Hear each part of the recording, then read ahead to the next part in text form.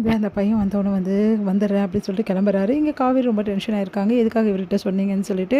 அடுத்து அந்த பையன் வராரு. ஒன்றுக்கு ரெண்டாக வந்து நர்மதா பற்றி ரொம்ப மோசமாக தரக்குறைவாக பேசுகிறாரு.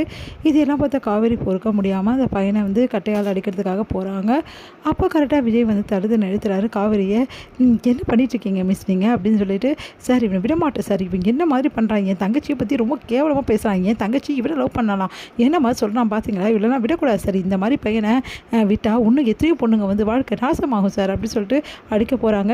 அடித்தா எல்லா பிரச்சனையும் தீர்ந்துருமா, என்ன பண்ணிட்டு இருக்கீங்க, நீங்கள் முதல்ல கட்டையை கீழே போடுங்க அப்படின்னு சொல்லிட்டு அந்த கட்டையை வாங்குறாரு. இங்கே பாருப்பா, நீ பண்ணுறது கொஞ்சம் கூட சரியில்லை. வீட்டுக்கு வந்து இந்த மாதிரி ஒரு பொண்ணை பற்றி தப்பாக பேசுறது ரொம்ப பெரிய தப்பு. அது கூடவா வந்து உனக்கு தெரியாது, உனக்கு என்ன வளர்த்தாங்க உங்கள் வீட்டில் அப்படின்னு சொல்லிட்டு சாரதாவும் கேட்குறாங்க.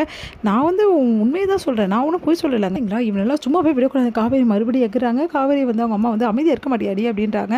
அடுத்து வந்து விஜய் வந்து இப்போ என்ன தான் சொல்ல வர, உன்னை எங்கள் பொண்ணு லவ் பண்ணான்னு சொல்ல வரியா, தான் சார் உண்மை, ஆமாம் சார் அப்படின்னு சொல்லிட்டு ஃபோட்டோலாம் பாருங்கள் சார்னு சொல்லிட்டு காட்டுறாரு.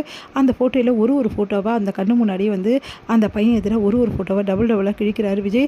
அதை பார்த்து அந்த பையன் அதிர்ச்சி அடைகி, சார் நீங்கள் கிழிச்சாங்கிட்ட ஒரிஜினல் இருக்கா, அப்படியா ஒரிஜினல் இருக்கா அவங்ககிட்ட, அப்படின்னா அந்த ஒரிஜினலை வந்து எடுத்து காட்டுப்பா அப்படின்றாரு.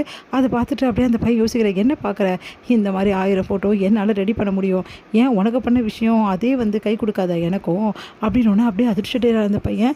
இந்த மாதிரி ஒவ்வொரு பொண்ணையும் வந்து வீட்டில் மிரட்டுறது, இந்த மாதிரி பார்க்குற இடத்துல மிரட்டுறது, இந்த மாதிரி பண்ணிட்டு இருந்தால் பொண்ணுங்க எல்லாத்தையும் நீ சொல்கிறதெல்லாம் கேட்டு நடப்பாங்கன்னு நினச்சிட்டு இருக்கியா, எங்கள் பொண்ணை நாங்கள் அப்படி வளர்க்கலை, எங்கள் பொண்ணுக்கு நாங்கள் தைரியத்தை சொல்லி வளர்த்துருக்கோம், அதனால தான் எங்கள் பொண்ணு தைரியமாக எங்ககிட்ட வீட்டில் சொல்கிறா, இப்போது எங்களுக்கு எல்லாமே தெரிஞ்சு போச்சு நீ எப்படிப்பட்ட ஆளுன்னு சொல்லிட்டு, என்ன நினச்சிட்டு இருக்கோம் மனசில், இப்படியே உன்னை கூட்டின்னு போயிட்டு என்னால் போலீஸ் ஸ்டேஷனில் ஒப்படைக்க முடியும், வரியா போலீஸ் ஸ்டேஷனுக்கு அப்படின்னு விஜய் சொல்கிறாரு.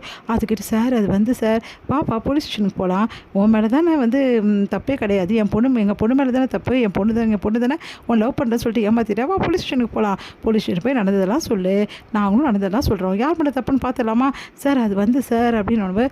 இங்கே பாரு, உனக்கு அசிங்கமாலே இப்படிலாம் பண்ணுறதுக்கு அவ்வளோ கேவலமானவனா நீ, உனக்கு அசிங்கமாகவே கிடையாதா, இந்த மாதிரி ஒரு குடும்பத்து பொண்ணை பண்ணலாமா அப்படின்னு சொல்லிட்டு சாரதா எல்லாருமே கேட்குறாங்க. அது கேட்டு அந்த பையன் வந்து அமைதியாக இருக்கார். சரி ஒன்றும் பிரச்சனை இல்லை, அந்த பையன் சொல்கிறது உண்மையா இல்லையா அப்படின்னு சொல்லிட்டு இப்போ ஒரு நிமிஷத்தில் வந்து யார் சொல்லுவாங்கன்னு பார்க்கலாம் அப்படின்னு அவங்க அப்பா வராரு. அவங்க அப்பா பார்த்து அந்த பையன் அதிர்ச்சி அடையில, அவங்க பையன் 4 சாத்துறாரு, எவ்வளோ தைரியமாக இருந்தால் இந்த மாதிரி வேலையெல்லாம் செய்வேன்னு சொல்லிட்டு. அடுத்து வந்து இந்த மாதிரி என் பையன் பண்ணதுக்கு மன்னிச்சிடுங்கன்னு சொல்லிட்டு எல்லார்கிட்டையும் மன்னிப்பு கேட்குறாரு.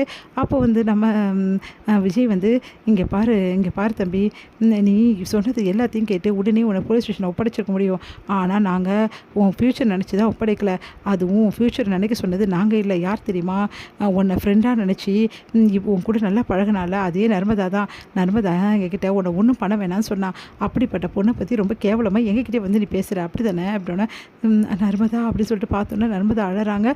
என்னை மன்னிச்சு நர்மதா, நான் ரொம்ப பெரிய தப்பு பண்ணிட்டேன், ஒரு ஃப்ரெண்டாக பழகினேன், உன்னை நான் இந்த மாதிரிலாம் கஷ்டப்படுத்திருக்கக்கூடாது, என்னை மன்னிச்சிடு அப்படின்னு சொல்லிட்டு உண்மை தப்பை உணர்றாரு அந்த பையன். அடுத்து வந்து அவங்க அப்பாவும் அந்த பையனை மன்னிப்பு கேட்டு போகிறாங்க. இதெல்லாம் பார்த்து நர்மதா வந்து நம்ம விஜய்க்கு வந்து அப்படியே வந்து கட்டிட்டு அழறாங்க. இதையெல்லாம் பார்த்து காவேரிக்கு அப்படியே அதிர்ச்சியாக பார்த்துட்டே இருக்காங்க. எல்லாருமே விஜய்க்கு நன்றி சொல்கிறாங்க. ஆனால் காவேரி மட்டும் அப்படி நன்றி சொல்லாமல் அப்படி நின்றுட்டுருக்காங்க. என்ன சொல்கிறதுன்னு தெரியாமல் காவேரி முழிக்கிறாங்க. அடுத்து வந்து சரி நான் கிளம்புறேன், நர்மதா பத்திரமா இரு, இதுக்கப்புறம் எந்த பிரச்சனைன்னு சொல்லிட்டு எல்லாருக்கிட்டையும் சொல்லிட்டு விஜய் கிளம்புறாரு. அப்போ வெளியே வராங்க காவேரி. ஒரு நிமிஷம் இருங்க விஜய் சார் அப்படின்னோடனே, சொல்லுங்கள் அப்படின்னோடனே, தேங்க்ஸ் சார் அப்படின்றாங்க. எனக்கு நல்லாவே தெரியும், எனக்காக தானே இவ்வளவும் பண்ணீங்க, உண்மையிலேயே சொல்கிறேனே, நீங்கள் இன்றைக்கி ரொம்ப வந்து பெரிய விஷயம் பண்ணியிருக்கீங்க அப்படின்னோடனே, யார் சொன்னதுங்க உங்களுக்காக நான் பண்ணேன்னு சொல்லிட்டு அப்படின்னோடனே காவேரி அதிர்ச்சி அடைகிறாங்க. நான் இந்த குடும்பத்துக்காக தான் பண்ணேன், உங்களுக்காகலாம் நான் எதுவும் பண்ணல அப்படி சொல்லிட்டு போகிறாரு.